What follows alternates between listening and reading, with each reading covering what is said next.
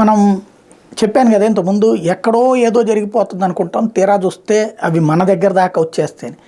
Israel Hamas war జరుగుతుంది, మనకేంటి సంబంధం అని ఎవడో మనం పట్టించుకోలేదు. తీరా చూస్తే మన కేరళ వాడు అక్కడ చచ్చిపోయాడు, ఇజ్రాయెల్లో పనిచేస్తా అంటే మన వాళ్ళ దాకా వచ్చేసింది కదా. అట్లాగే రష్యా ఉక్రెయిన్ యుద్ధంలో మనకేం సంబంధం అక్కడెక్కడో అనుకున్నాం, తీరా చూస్తే మన వాళ్ళని అక్కడికి రష్యాలో జాబ్స్ ఉన్నాయని తీసుకెళ్ళి, మనకి విదేశాల్లో జాబులు అంటే మోజు కదా, డాలర్లో డబ్బులు వస్తాయని, అందుకని అక్కడికి బయలుదేరి ఇక్కడి నుంచి చాలామంది నిరుద్యోగులు, అంటే నిరుద్యోగులు కాదు, ఇక్కడ ఏదో చిరుద్యోగం ఉంటుంది కానీ భారీ డబ్బులు వస్తాయి అన్నటువంటి ఉద్దేశంతో అక్కడికి బయలుదేరి వెళ్ళారు. అలా వెళ్ళినటువంటి వాళ్ళకి సైన్యంలో సహాయక పోస్టులు అని చెప్పి చివరికి సైన్యంలో చేర్చుకుని హింస పెడుతున్నారు. ఇది మొన్ననే బయటకు వచ్చింది కదా, ఒక సైనికుడు చనిపోవడం, హైదరాబాద్కి సంబంధించినటువంటి వ్యక్తి రష్యాలో వెళ్ళి ఇట్లా చెక్కుని చనిపోవడం అన్నటువంటిది.